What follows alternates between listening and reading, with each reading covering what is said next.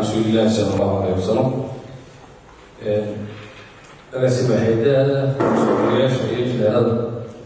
السلام عليكم ورحمة الله تعالى وبركاته. أقول بعض الدوائر كعب الدارنا يا يوم تيجي شركة ولا وزيدنا سنة سبعة شركة فرنسا وأمريكا قاعدة وزير وضعك تشركينا أدوه يكون لما يجي جدارك وقت بارسلون مناديا يعني بعد وزير وضعك نعم هذه الدوائر كعب الدارنا يا الحقيقة هذه الضرب وفع سنة ما تيجي نقول النوم كل كان ما بدل واحد شغال نقف مستوى فيزيكيسا عم بقوله لكن له واحد تقريبا ما كان إلا برضه ما يستطيع أن يشوفه كمان استديوهاتي وسارده كوالله كقولي وقوي يأخذ يترون بالتنبيه وإذا هم تدركوا بيهاي سيدة دبا شغال الصوت واني سام حب عطي لك شغال ترين وبعض waxaa inta badan aynu isugu nimidna kolay wanaga maadaama ay baardarabkaygu jineed yahay supervision maanta ay diisha dhex mayso laakiin waxaa siiyey waxaa muhiima in dhammaan aynu helno wax isku mid ah oo jineedka laascaadad jooga iyo gasayla jooga waa inuu yaqaanaa habraac lagu marayo markii doonayo inuu shaqo supervise gareeyo laba shay baa ugu muhiimsan marka supervision galaysa oo quality iyo quantity وتيار أخويسا ترى أخويسا ترى هو حماها هو بيو كيوجا وبيو بلاستيك اللي تجيبيه وحقوقا هنا شغلة كلا تيرين هنا لفتا رجيو حدود قمتين كده المدرسة يسوي كوريشون ما أنا بين طلاب هروب قاضينا سمية شيء ولو تين ويمكن بيتها سمية حلا كساوان مطيع كسان إنه markii wax dad crack samaynayo dad dilaac samaynayo waxaynu imika gacanta ku haynaa oo billahi karimna la tababari doonaa loo yaqaano building policy ama building guideline aan ugu horeysiin doono ka shaqeynayaan injineero takhasus Soomaaliya oo dadka caalamka kala yimid waxaa kaloo imika aynu insha Allah isna gacanta lagu hayaa document isticmaal doontaana national urban standards and guidelines oo u qaybsan doona laba qaybood qaybta special planka iyo qaybta physical planka labadaba marka waxaynu jecelahay inaynu tayadii xoojino tayaduna waxay qayb ka noqon doonta keliya maaha inaad aragti ku samaysaan waxaa jira imika laabo qaranka leeyahay oo national labka hay'adda RDA gacanta ku hayso waxaa kaloo jira laabo kaloo dad muwaadiniin leeyihiin marka waxaan u baahannahay inaynu runtii u qororno si aynu u ilaalin lahayn tayadii iyo tiradiiba marka tababarkani wuxuu siinaya waa habraacyadii aad mari lahayde aad iyo aad baan ugu mahadcelinayaa jineedada soo diyaari dhibmadka aynu wada raaci doono sidoo kale waxaa qayb ka noqon doona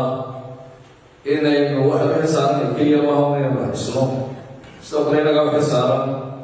hantida maguurtada ee qaranka leeyahay meel kastaba ku jirto ama gacan ciidana ku jirto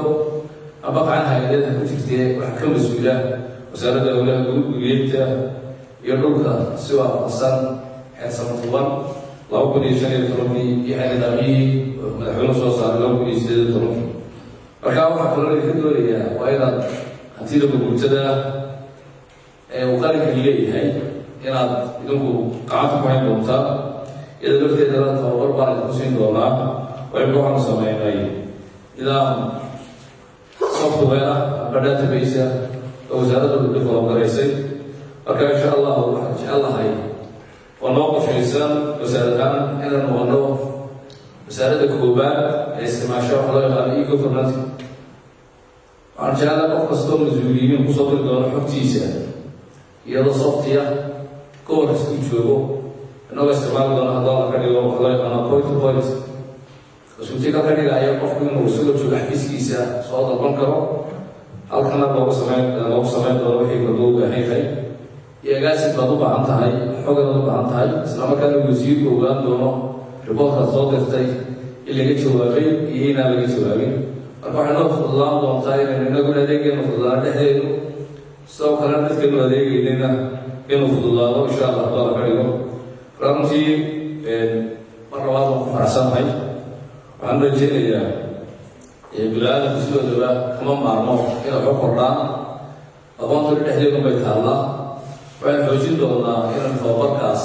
aynu mar kasta joogtayno anigoo jecel inaan adiga laftiinu inta badan agaasimeya waaxidadu waxaad ogtihiin in waxa la wadaa reform aynu doonayna wax kasta la dhiso wax kasta structureka loo dhamaysto sidoo kale isudowayaashu waxaa laga doonayaa gobolada ay joogaan inay laftooda structurekoogii maamul u dhisnaado shaqadu maaha inay qof bara ku koobnaato isuduwo bara ku koobnaato waxaan u baahana shaqadu inay delegation la samaysaan oo shaqo kasta ama wax kale qof kasta oo inta ka tirsani uu xidhi la leeyahay injineerku guud ee meesha xisaabinaysa waa inuu xidhi toosa la leeyahay waxda dhismaha xisaabiyuhu waa inuu xidhi toosa la leeyahay adnan finance-ka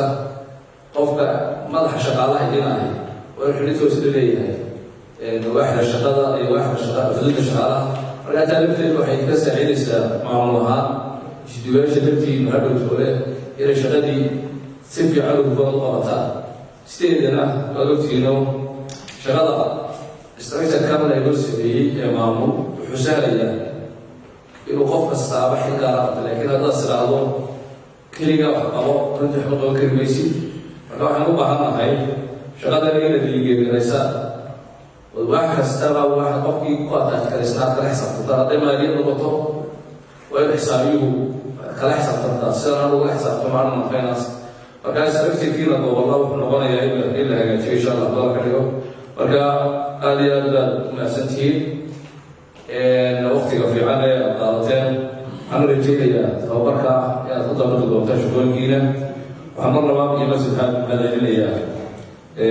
injineeradii hawshan gacanta ku hay muddada 4 cishaa inaga hayna inagama caawiso inagaa isku filan hadday hayna inaga caawin lahayd mashruucan wuxuu ku bixi lahaa lacag fara badan ee kuwada ogtihiino jeebadaheeda inagaas ku tashanay waxaan jecelahay qofka bini-aadamkii inuu is-aamina oo is-idhaahdo aday wax bedeli karaa wax ka qiimo bedel ma jirto